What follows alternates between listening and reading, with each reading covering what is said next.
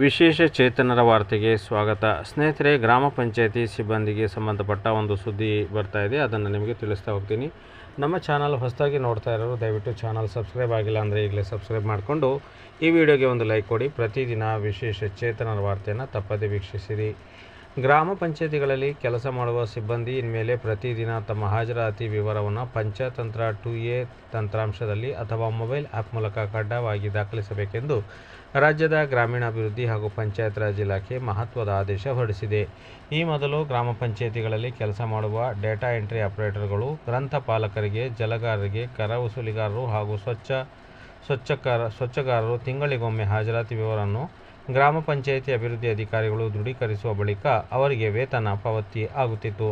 ಆದರೆ ಇನ್ಮೇಲೆ ಪ್ರತಿದಿನ ಕರ ವಸೂಲಿಗಾರರು, ಜಲಗಾರರು ಹಾಗೂ ಸ್ವಚ್ಛತಾಗಾರರು ಆನ್ಲೈನ್ ಮೂಲಕವೇ ಕಡ್ಡಾಯವಾಗಿ ಈ ಹಾಜರಾತಿ ವಿವರಗಳನ್ನು ಗ್ರಾಮ ಪಂಚಾಯತಿ ತಂತ್ರಾಂಶ 2A ತಂತ್ರಾಂಶದಲ್ಲಿ ದಾಖಲಿಸಬೇಕು ಅಥವಾ ಮೊಬೈಲ್ ಆ್ಯಪ್ ಮೂಲಕ ಆಯಾ ದಿನವೇ ದಾಖಲಿಸಬೇಕು. ಹಾಜರಾತಿ ದಾಖಲಾಗುವ ರೀತಿಯಲ್ಲೇ ಅವರಿಗೆ HRMS ಮಾಡೆಲ್ ಮೂಲಕ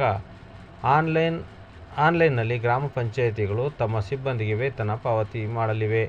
ಗ್ರಾಮ ಪಂಚಾಯತಿಗಳಿಗೆ ಆರ್ಥಿಕ ಹೊರೆ. ಗ್ರಾಮ ಪಂಚಾಯತಿಗಳು ಪಂಚತಂತ್ರ 2A ತಂತ್ರಾಂಶ ಅಥವಾ ಮೊಬೈಲ್ ಆ್ಯಪ್ ಮೂಲಕ ಈ ಹಾಜರಾತಿ ಅಳವಡಿಸಲು ನಿರ್ದೇಶನ ನೀಡಿದ್ದರೂ ಹಲವಾರು ಗ್ರಾಮ ಪಂಚಾಯತಿ ಸಿಬ್ಬಂದಿ ನಿಯಮಿತವಾಗಿ ಅಳವಡಿಸದೇ ಇರುವುದು ಸರ್ಕಾರದ ಗಮನಕ್ಕೆ ಬಂದಿದೆ. ಅಲ್ಲದೆ ಕೆಲಸ ಕಾರ್ಯಗಳಿಗೆ ಬೇಕಾಬಿಟ್ಟಿ ಗೈರು ಹಾಜರಾಗಿ ತಿಂಗಳ ಪೂರ್ತಿ ಕೆಲಸ ಮಾಡದೇ ಇದ್ದರೂ ಗ್ರಾಮ ಪಂಚಾಯತಿ ಸಿಬ್ಬಂದಿ ತಿಂಗಳ ವೇತನ ಪಡೆಯುತ್ತಿದ್ದರು.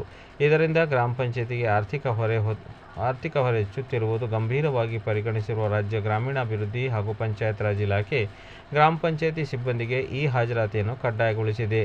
ಜನವರಿ 1ರಿಂದಲೇ ಗ್ರಾಮ ಪಂಚಾಯತಿ ಸಿಬ್ಬಂದಿ ವೇತನವನ್ನು ಪಂಚತಂತ್ರ 2A ತಂತ್ರಾಂಶ ಈ ಹಾಜರಾತಿ ಮಾಡ್ಯೂಲ್ನಲ್ಲಿ ಅಳವಡಿಸಲಾಗುವ ಹಾಜರಾತಿ ವಿವರಗಳ ಆಧಾರದ ಮೇಲೆ ಗ್ರಾಮ ಪಂಚಾಯತಿ ಸಿಬ್ಬಂದಿ ವೇತನ ಪಾವತಿಸಲಾಗುವುದೆಂದು ಕರ್ನಾಟಕ ರಾಜ್ಯ ಪಂಚಾಯತ್ ರಾಜ್ ಆಯುಕ್ತಾಲಯದ ಆಯುಕ್ತರಾದ ಪ್ರಿಯಾಂಕಾ ಮೇರಿ ಫ್ರಾನ್ಸಿಸ್ ಅವರು ಡಿಸೆಂಬರ್ 30ರಂದು ಹೊರಡಿಸಿರುವ ಆದೇಶದಲ್ಲಿ ಸ್ಪಷ್ಟಪಡಿಸಿದ್ದಾರೆ.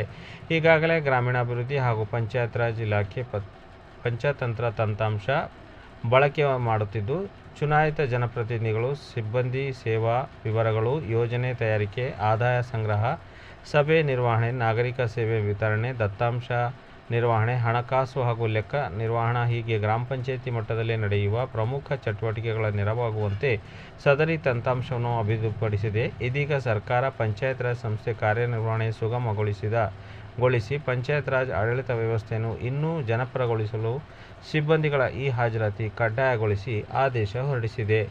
ಗ್ರಾಮೀಣಾಭಿವೃದ್ಧಿ ಹಾಗೂ ಪಂಚಾಯತ್ ರಾಜ್ ಇಲಾಖೆ ಜನವರಿ 1ರಿಂದ ಗ್ರಾಮ ಪಂಚಾಯತಿ ಸಿಬ್ಬಂದಿಗೆ ಕಡ್ಡಾಯವಾಗಿ ಪಂಚತಂತ್ರ 2A 20 ತಂತ್ರಾಂಶ ಹಾಗೂ ಮೊಬೈಲ್ ಆ್ಯಪ್ ಮೂಲಕ ಪ್ರತಿದಿನ ಈ ಹಾಜರಾತಿಯನ್ನು ತಪ್ಪದೇ ಅಳವಡಿಸಬೇಕೆಂದು ಸೂಚಿಸಿದೆ. ಅವರ ವೇತನವನ್ನು HRMS ಮಾಡ್ಯೂಲ್ ಮೂಲಕ ಆನ್ಲೈನ್ನಲ್ಲಿ ಪಾವತಿಯಾಗಲಿದೆ ಎಂದು ಕೆ. ವೆಂಕಟಾಚಲಪತಿ ಗ್ರಾಮ ಪಂಚಾಯತಿ ಅಭಿವೃದ್ಧಿ ಅಧಿಕಾರಿ ತಿಳಿಸಿರುತ್ತಾರೆ. ಇನ್ನೊಂದು ಸುದ್ದಿಯನ್ನು ನೋಡೋದಾದರೆ, ಇನ್ನು ಗ್ರಾಮೀಣ ಭಾಗದಲ್ಲಿ ವಿಕಲಚೇತನರಿಂದ ವಿಕಲಚೇತನರಿಗಾಗಿ ಪುನಶ್ಚೇತನ ಕಾರ್ಯಕರ್ತರು ಕಾರ್ಯನಿರ್ವಹಿಸುತ್ತಿದ್ದು, ಗ್ರಾಮೀಣ ಪುನಶ್ಚೇತನ ಕಾರ್ಯಕರ್ತರಿಗೂ ರಾಜ್ಯ ಸರ್ಕಾರ ಈ ಹಾಜರಾತಿ ಕಡ್ಡಾಯಗೊಳಿಸಿರುವುದು ಸಾರ್ವಜನಿಕ ವಲಯದಲ್ಲಿ ಸಾಕಷ್ಟು ಟೀಕೆಗೆ ಗುರಿಯಾಗಿದೆ. ಮೊದಲೇ ಗ್ರಾಮ ಪಂಚಾಯತಿ ಸಿಬ್ಬಂದಿಗಿಂತ ಅತಿ ಕಡಿಮೆ ವೇತನ ಪಡೆಯುತ್ತಿರುವ ಗ್ರಾಮೀಣ ಪುನಶ್ಚೇತನ ಕಾರ್ಯಕರ್ತರು ಬಹುತೇಕರು ಕೈ ಕಾಲು ಊನಗೊಂಡು ವಿಕಲಚೇತನರೇ ಹೆಚ್ಚು ಪ್ರಮಾಣದಲ್ಲಿದ್ದು, ಅದು ನಿತ್ಯ ಗ್ರಾಮ ಪಂಚಾಯತಿಗಳಿಗೆ ತೆರಳಿ ಈ ಹಾಜರಾತಿ ಹಾಕುವುದು ಕಷ್ಟದ ಕೆಲಸ ಎಂಬ ಮಾತುಗಳು ಕೇಳಿ ಬರುತ್ತಿವೆ. ಜೊತೆಗೆ ಅತ್ಯಂತ ಕಡಿಮೆ ವೇತನ ಪಡೆಯುತ್ತಿರುವ ಗ್ರಾಮೀಣ ಪುನಶ್ಚೇತನ ಕಾರ್ಯಕರ್ತರ ಬಳಿ ಸ್ಮಾರ್ಟ್ಫೋನ್ ಸಹ ಇಲ್ಲದೇ ಇರುವುದು, ಆ್ಯಪ್ ಮೂಲಕ ಹಾಜರಾಗುವುದು ಕಷ್ಟವಾಗಿದೆ. ಇನ್ನು ಮುಂದೆ ಅವರು ಗ್ರಾಮ ಪಂಚಾಯತಿಗೆ ಬಂದು ಹಾಜರಾತಿ ಹಾಕುವುದು ಅತ್ಯಂತ ಕಷ್ಟದಾಯಕ ಕೆಲಸ ಎಂದು ಈಗಾಗಲೇ ರಾಜ್ಯಾದ್ಯಂತ ಸಾಕಷ್ಟು ಚರ್ಚೆಗೆ ಗ್ರಾಸವಾಗಿದೆ. ಇದಕ್ಕೆ ಸಂಬಂಧಪಟ್ಟಂತೆ ಸರ್ಕಾರ ಏನು ಕ್ರಮ ಕೈಗೊಳ್ಳಲಿದೆ ಎಂದು ಕಾದು ನೋಡೋಣ. ಈ ವಿಡಿಯೋಗೆ ಒಂದು ಲೈಕ್ ಇರಲಿ, ಇತರರಿಗೂ ವಿಡಿಯೋವನ್ನು ಶೇರ್ ಮಾಡಿ.